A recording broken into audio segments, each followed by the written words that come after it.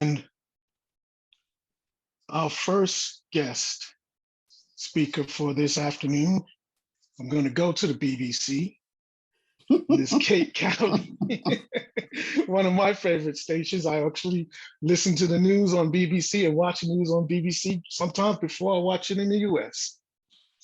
I'd like to introduce Kate Cowie, who is going to present for Travelers with the Tail.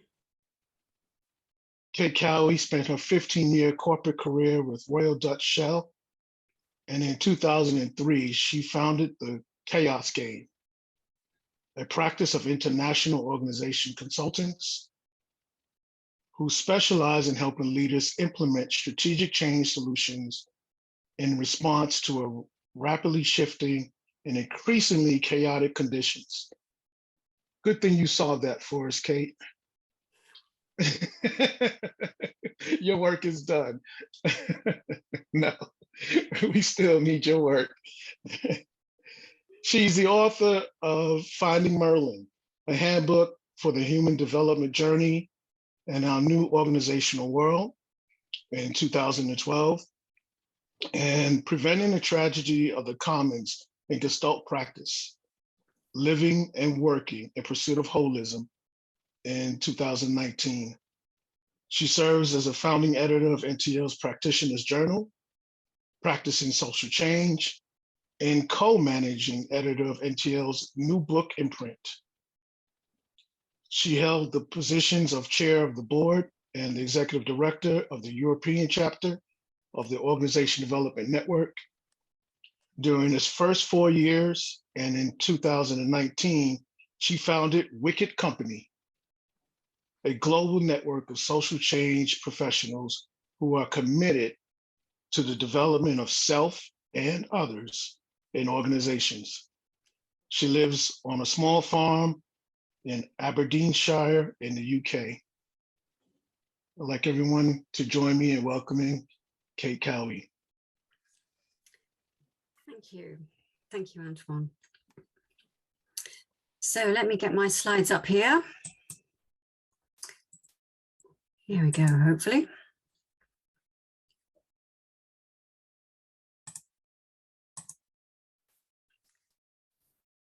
So, welcome everyone to For Travelers with a Tail. When Kathy and Peter invited me to take this space in our agenda, I knew I couldn't fill it. So that's 30 minutes or so speaking about the rarefied subject of writing in the applied behavioral science field. Instead, I will speak about the subject of writing itself. My proposition is that we are all travelers with a tail. And so later in this session, I will invite others to share their experiences of and insights into writing. Because looking around, I know there is much wisdom in this virtual room on the subject. I'm going to begin by summarizing the research, which seeks to account for the origins of language. Why are we, of all the creatures living on this planet, uniquely endowed with words? I'll then turn to the very nature of human experience, which leads us necessarily, it seems, to live our lives in story. I'll address the question, why write? Why not just speak? I'll share what I'm calling a rattlebag of practices gleaned from recorded conversations with some of our greatest writers, practices that we might take up to support ourselves on museless days, for we all have them. And in our closing minutes, I'll then invite others to share their contributions to this. We might call it a manifesto for writing. So to begin with, why us? Language, defined variously, but in the sense meant by linguists, has emerged in only one biological species. Why is this so? The conundrum of accounting for the origins of language has been described as the hardest problem in science. The struggle arises in part from the absence of direct evidence. Words don't fossilize. Nevertheless, researchers continue to grapple with it. The difficulties may be great, but so too is the potential reward, enabling us to see ourselves at last as one curiously gifted, self-aware species with challenging responsibilities for the only known living planet.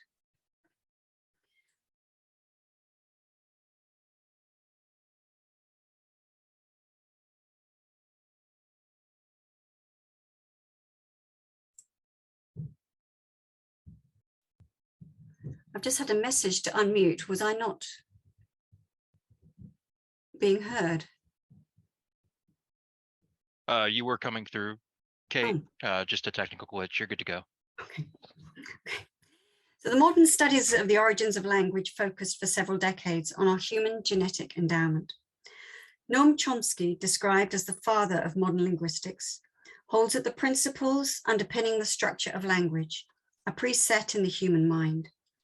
He and his colleagues treat language as a uniquely human, biologically based cognitive capacity, a technology encoded in our genes as an internal faculty fitted to the requirements of private thoughts. His influence has been great. In recent times, though, the Chomskyan paradigm has been questioned as a unifying framework. An interdisciplinary community of linguists, psychologists, sociologists, anthropologists, biologists, geneticists, neuroscientists, philosophers, paleontologists, archaeologists, ethologists, primatologists, evolutionists, and computer scientists are coalescing in their thinking around a proposition that language is a faculty designed essentially for communication between two or more speakers. Three particular properties of human experiencing are relevant here. First, experiencing is private. We experience on our own, within ourselves, even when we experience together. Secondly, every individual lives in a different experiential world. As we all know, each of us, by nature and by nurture, is more attuned to certain aspects of the world than to others. And thirdly, we are forever separated from each other by experiential gaps.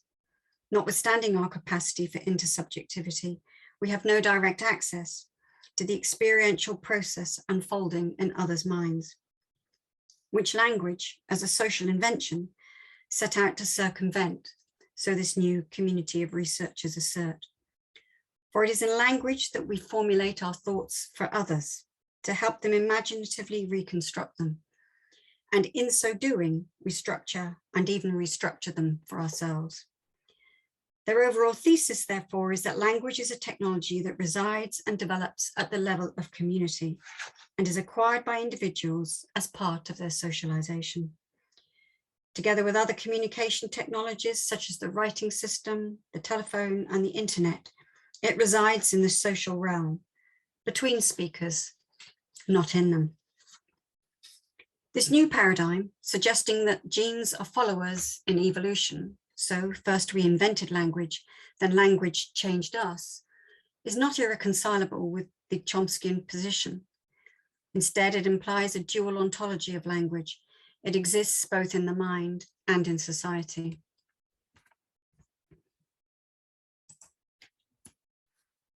So what? Well, words matter. Because one theory in educational research, and education is our work in NTL, holds that humans are storytelling organisms who individually and collectively lead storied lives and tell stories of those lives. Learning is the construction and reconstruction of those personal and social stories. Learners, teachers, and researchers alike are storytellers and characters in their own and each other's stories. People are both living their stories in an ongoing experiential text and telling their stories in words as they reflect upon life and explain themselves to others. Life is also a matter of growth towards an imagined future, and so it involves retelling stories and attempts at reliving stories. An individual is at once, therefore, engaged in living, telling, retelling, and reliving stories. Where then is the life we have lost in the living? One of the world's oldest and most important stories in the historical record is the Epic of Gilgamesh. Written down more than 4,000 years ago in cuneiform script in Mesopotamia, where writing was invented. It is the odyssey of a king who does not want to die. It is a story of growing up, the struggle of a tyrant, first for eternal renown through glorious deeds, and then for eternal life itself, of his despair when confronted with failure, and of his eventual realization through his encounter with the survivor of the deluge, that the only immortality available to him is the enduring fame he will win if he returns to his land, which is in disarray, and restores it as its king to its state of perfection before the flood. Born of an older oral tradition, it was probably composed originally for entertainment at the royal courts, in private houses, around the campfires of desert caravans, or on long voyages between the Indus River and the head of the Arabian Gulf. And it has only survived, albeit incomplete, in the form of fragments housed in museums around the world, because it was so popular with its first audiences. Several copies have been discovered by archaeologists to date, and scholars trust that, as time passes, new manuscripts will be found, and one day this beautiful, truly mesmeric poem will be complete again. It was significant then, and it is significant now, because its subject matter is the subject matter of all humanity: life and death, youth and age, love and lust, triumph and despair, success and failure, honor and betrayal, and finding significance in a world in which forces bigger than any mere mortal are at play. Through the course of his extraordinary adventures and misadventures, Gilgamesh reinvents himself. He is eventually reconciled to the certainty of his death, and once a tyrant, he returns to his people to fulfill his earthly duty, to be a better king, and a disordered world is temporarily restored. So we are told we too are all engaged in living, telling, retelling, and reliving our own stories. But why write them down?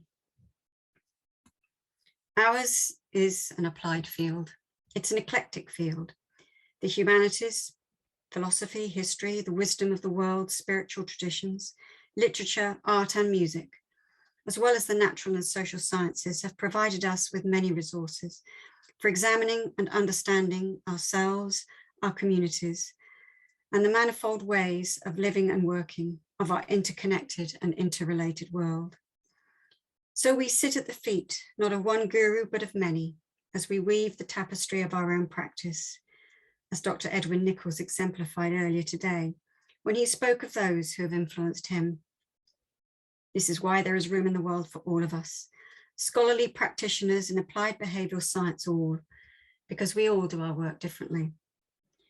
And just as we are empowered in our craft by the published narratives of those who have gone before us, if only some of them had written more, I believe that we make our greatest contribution to the field by codifying our own experiences and thoughts. The educational theorist David Kolb teaches us that the process of learning is a 4-stage cycle. Immediate concrete experience is the basis for observation and reflection. These observations are assimilated into a theory from which new implications for action can be deduced. Thus, in the process of learning, he says, we move in varying degrees from actor to observer, and from specific involvement to general analytic detachment. Even in today's throwaway culture, when we write for publication, we take care. We are more thoughtful when we use the written word, because we know it is more durable than the spoken word. We know we are creating legacy when we write things down, because our written word may well outlive us. So when we write about our work, we consciously reflect upon it, revising our own theory of practice, devising new experiments, and engaging in a continuous process of learning and becoming that is vital for our professional growth. Indeed, many writers report that they do not know what they think until they see their thoughts on paper. Civil rights activist James Baldwin says poignantly, when you're writing, you're trying to find out something which you don't know. The whole language of writing for me is finding out what you don't want to know, what you don't want to find out. And many academic studies have confirmed that there are indeed potent interactions between language and thought. And when we do write about our work, of course, we also engage in an ongoing conversation in writing with others. We gather in a reflective meeting place of insights and ideas, of toing and froing with other social change professionals, which creates the rich, nuanced thinking we all know we need to be able to live and work in our complex world, a world in which the binary thinking of big, simplified differences simply will not serve. The classical Greek philosopher Socrates called us to consider how we should live in order to be a good member of society. An unexamined life is no life for a human being to live, he famously said in his defense speech. In Lewinian terms, insight can restructure our life space. 2,000 years later, the leading intellectual and writer of the 19th century, George Eliot, was moved to reply, "The unexamined life may not be worth living, but the life too closely examined may not be lived at all." For her, too much self-analysis could lead to paralysis rather than to clarity. Together, for me, Socrates and Eliot provide the bookends of our work, and the space between we must fill with our capacity to make meaning of the world as it is, with our obligation to do something to make a difference in it, and with our willingness to write about our discoveries. We have been at this business of being human as a group living, socially dependent species for 315,000 years or so, but we still have so much more to understand, to share, and to learn. And now, at last, to the work of the writing itself. What is it to write? Take a few nouns, a few pronouns, a few adjectives and verbs, ball them together, throw them against the wall, and watch them bounce. That is to write, says memoirist, poet, and civil rights activist Maya Angelou. But how do we do that? The poets of ancient Greece sought the Muses, the 9 daughters of Zeus and Memory, on Mount Helicon. Loosely and variously, the names of these nymphs of artistic inspiration, wonderful names like Clio, Euterpe, and Calliope, mean rich in themes, celestial, dance delight, beautiful voice, singing, festive, entertaining, lovely, and fame spreading. During the pandemic, when none of us were going to Mount Helicon, or anywhere else for that matter, I listened to recordings in the BBC Sound Archive of some of our greatest writers and gathered what I'm calling a rattlebag of their suggestions for our museless days. Rattlebag is the title of an anthology of the favourite poems of Ted Hughes and Seamus Heaney. To me, it speaks of a sack of much-loved playthings, puppets, balls, puzzles and teddy bears, such as this collection of well-honed practices from the masters of the art and craft of writing. So what do I pull first from the rattlebag? Well, if we want to write, it seems, we must read. Not what we feel we ought to read, but what we want to read, with no snobbery about genre and no respect for lights out. The day has pockets, says the essayist Susan Sontag, so let's all find time for reading, because this is how we learn how writing works, without having to apply conscious effort to the task. And then if we read, it will soon be time to stop living inside another writer's work and to find our own voice. But how do we do that? How do we tune in to what is ours and only ours to say? And when it can be so unnerving to be ourselves out loud.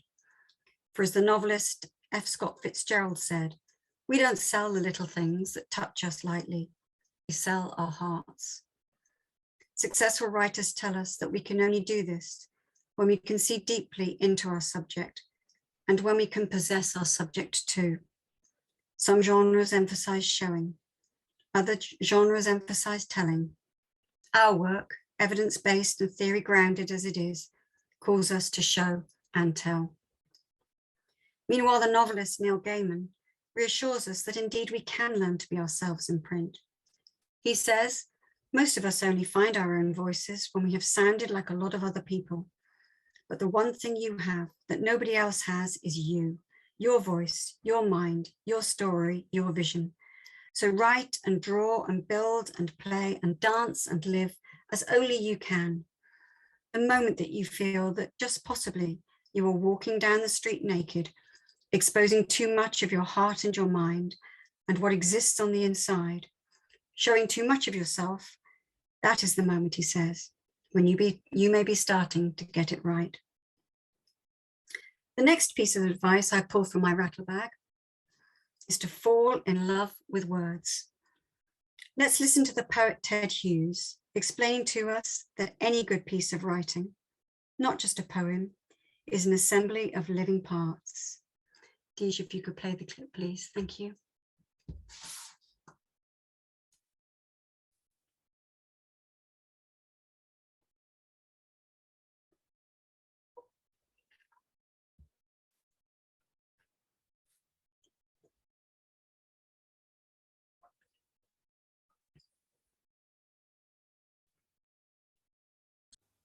The living parts are the words, the images, the rhythms. But if any of the parts are dead, if any of the words or images or rhythms don't jump to life as you read them, then the creature is going to be maimed and the spirit sickly. So, as a poet, you have to make sure that all those parts over which you have control are alive. That's where the difficulties begin. Words that live are those which we hear, like click or chuckle, or which we see, like freckled or veined, or which we taste, like vinegar or sugar, or which we touch, like prickle or oily, or which we smell, like tar or onion, or words which act and seem to use their muscles, like flick or balance. Thank you. And now let's listen to the writer Eudora Welty, discovering and relishing the word moon. Thank you, Deej.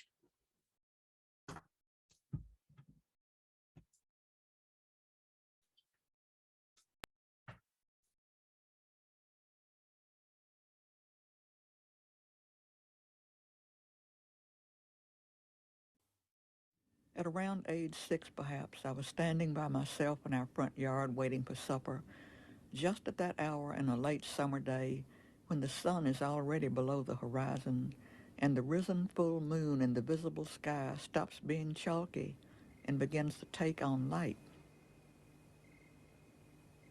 There comes the moment, and I saw it then, when the moon goes from flat to round. For the first time it met my eyes as a globe. The word moon came into my mouth as though fed to me out of a silver spoon. Held in my mouth, the moon became a word. It had the roundness of a Concord grape Grandpa took off his vine and gave me to suck out of its skin and swallow whole.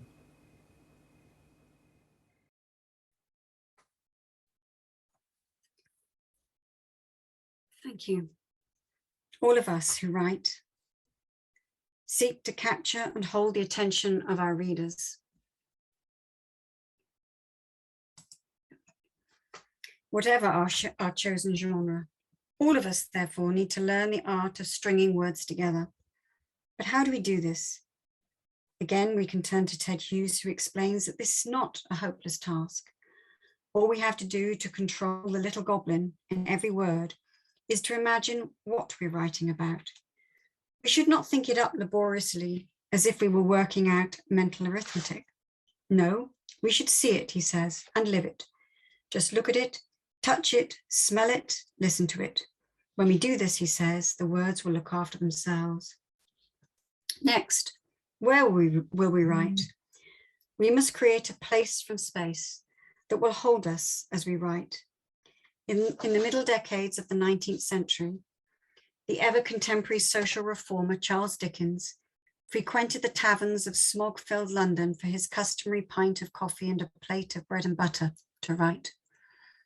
Back from exile, the great disturber of the late 19th century, playwright Henrik Ibsen sat at a table reserved for him in Oslo's Grand Café, with an open sandwich, beer and schnapps. And the early 20th century novelist D.H. Lawrence, who taught us about human love in all its expressions, prepared to the warmth and colour of Italy's medieval cliff-top towns, to complete sons and lovers, and to begin the rainbow and women in love. Of course he did. Where else would you go to describe with such poetic vividness the subjective states of sensation, passion, jealousy, anger and resolve, which scandalized the British establishment in his own time, which still captivates his readers today. So we are reading to learn how writing works. We are finding our voice. We are falling in love with words, and we have created a place from space to write. Next, from the rattlebag, we discover we need to devise rituals and routines. Maya Angelou, who hired a hotel room to work in, seeking the anonymity of the decor of that environment, tells us that writing calls for a kind of reclusiveness, of going inwards, of making a commitment to our desks. And so we need to establish rules and rituals to take us and maintain ourselves there. Some writers bind themselves to a set number of hours per day. It might be 2, whilst others begin in the small hours and write until evening on 60 cups of coffee and a handful of peanuts. Yes, really. James Baldwin wrote when everyone else had gone to bed. He had to do this when his children were young and he had other work to do. But even when he was established, he wrote at night, because at night he was alone. Some writers commit to a minimum number of words, say 200. Others write every word in longhand first, so that they can see their ideas in their own script, to be able to know them.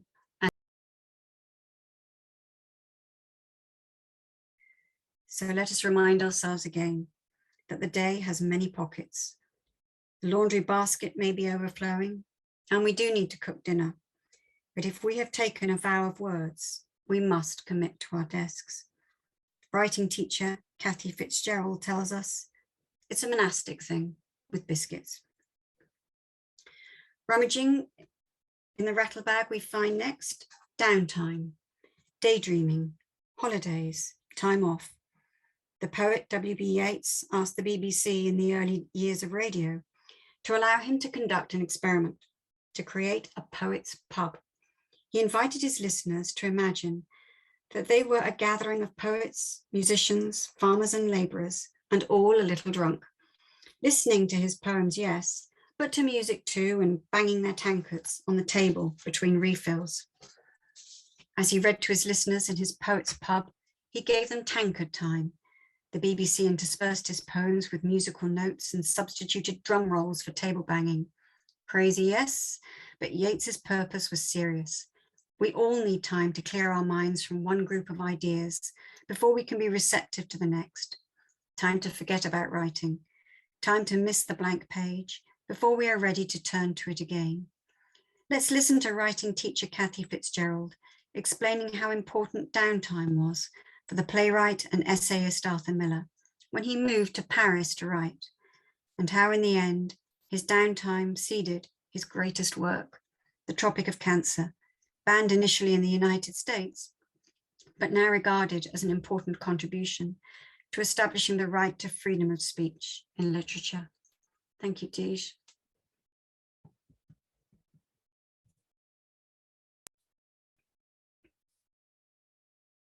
Take a look. Outside, it's Paris, 1932. We're at home with the American author, Henry Miller. He's come to the city to be a writer and has given himself a detailed daily schedule. Mornings. If groggy, type notes as stimulus. If in fine fettle, write. Afternoons. Work on section in hand. No intrusions, no diversions. But I'm most interested in his evenings. Keep human, he tells himself. See people, go places, drink if you feel like it. Here he is describing what he and his friends used to get up to after finishing their night shifts as proofreaders at the Tribune newspaper. We went to eat in a restaurant nearby, in a bistro, where all the prostitutes came in the evening for their meal with their mackerel, with their pimps, you see. We all ate at the same tables. And then the guys from upstairs also would come down. And we'd sit there till 3, 4, sometimes 5 in the morning. And then walk from there, you know, a long walk across Paris, you see, in the dead of the morning, the early hours of the morning. Marvelous, marvelous feeling.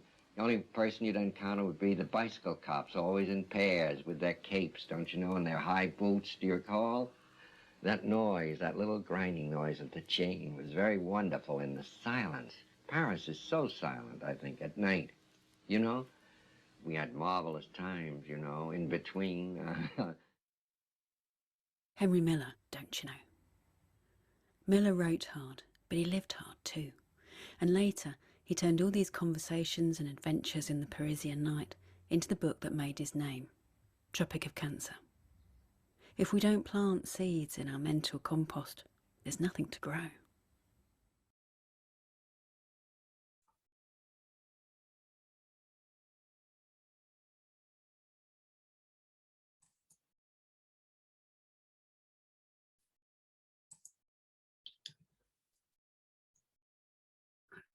Jason, can I pull my slides up again? Here we go.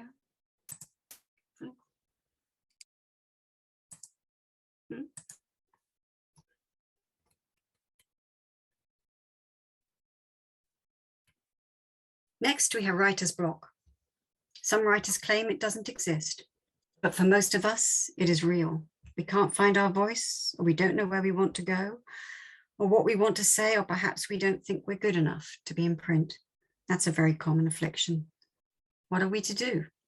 Leave your desk, take a walk, take a bath, or make a pie, says novelist Hilary Mantel, but don't make a telephone call or go to a party, because other people's words will pour in where your lost words should be. Open a gap for your words, create a space. I find the advice of sci-fi writer Ray Bradbury particularly helpful. He says that if we are stuck with our writing, we're writing about the things that don't matter to us.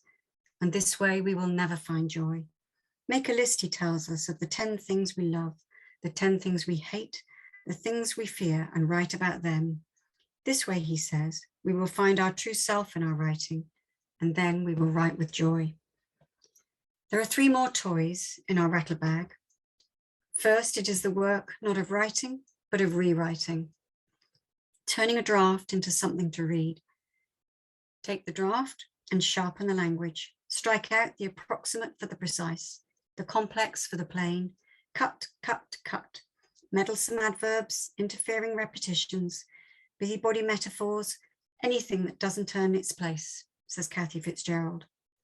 Think of the reader, always the reader, the busy practitioner with too much to do. Some writers love drafting and hate editing. James Baldwin said, rewriting is very painful. The hardest thing in the world is simplicity, and the most fearful thing too. You have to strip yourself of all disguises, some of which you didn't know you had. You want to write a sentence as clean as a bone. That is the goal. Some writers hate the drafting and love the editing. It's the editing that I enjoy. I liken it to kneading dough, stretching, folding, waiting. The manuscript is becoming a living thing, but we must not overwork it, for it will not rise to its proper height if we do. No, we need to know when the work is done. For Maya Angelou, editing was the cruelest time. Easy reading is damned hard writing, she said, but she also knew when it was time to let her work go, to send it away to her editor and move on to something new. She said, I know when it is the best I can do, and I know that one of the great arts that the writer can develop is the art of saying no. No, I'm finished. Bye, and leaving it alone. I will not write it into the ground. I will not write the life out of it. I won't do that.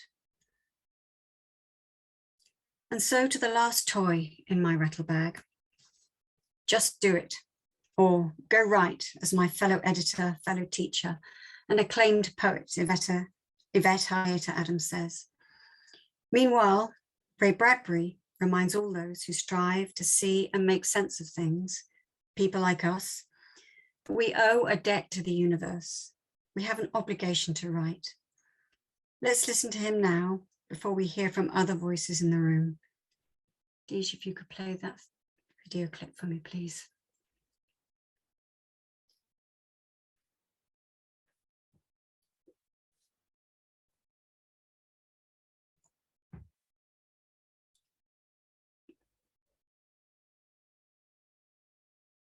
I posed a few minutes ago.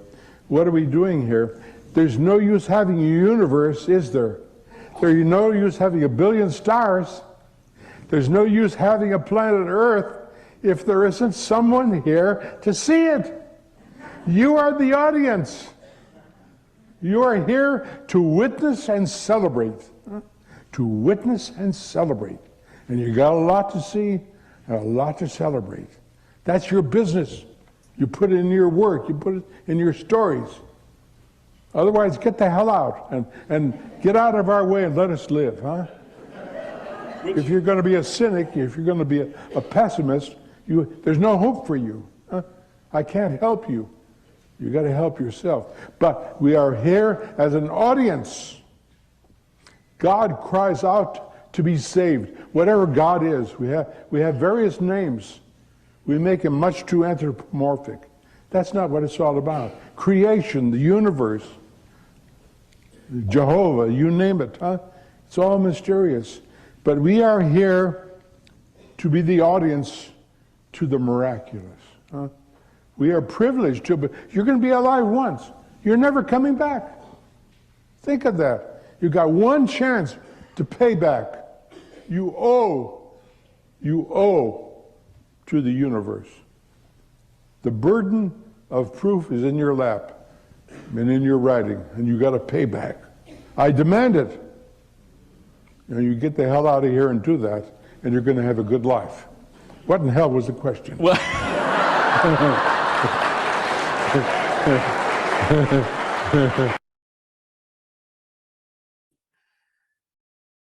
Thank you, Deej. That was Ray Bradbury being Ray Bradbury. So we have just 1 or 2 minutes, I think, left, Kathy. I'm wondering if there are any thoughts in the room about what we should add to this rattle bag of ideas. For as, trying to get up my last slide here, it doesn't seem to want to pull up for me. As James Baldwin said, the effort is real.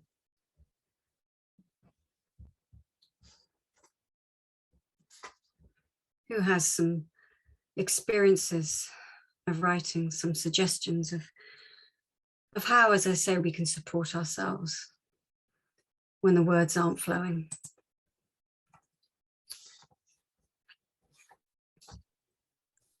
So we have Shani. Shani raised her hand first. Shani? Hi. Thank you so much. This presentation was really, really important to me. And we don't have time for me to go into the details of why right now, but you said, what could we add? And one thing I'd like to offer myself as an example of is for us to add, it's never too late. And I say that is because I'm 59 and a half years old. I have a PhD in clinical psychology. I've been practicing clinical psychology for about 30 years.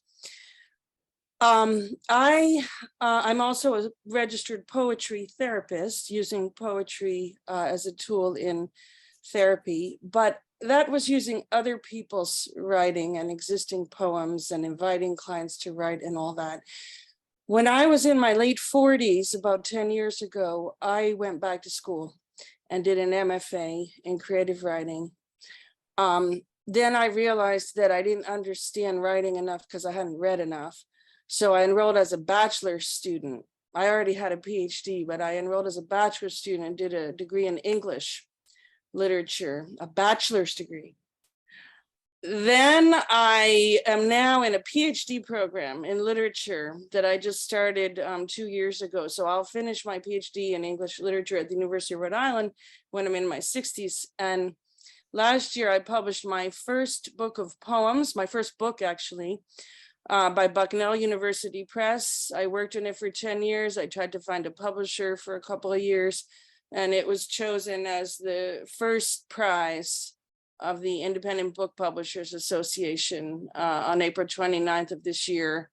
It won the first prize for poetry books published in 2021. So I just want to offer myself. I've also had 2 literary essays published in the past 2 years, a reinterpretation of Gulliver's Travels by Jonathan Swift and a reinterpretation of D.H. Lawrence's Women in Love. And I have about 20 of these essays in progress.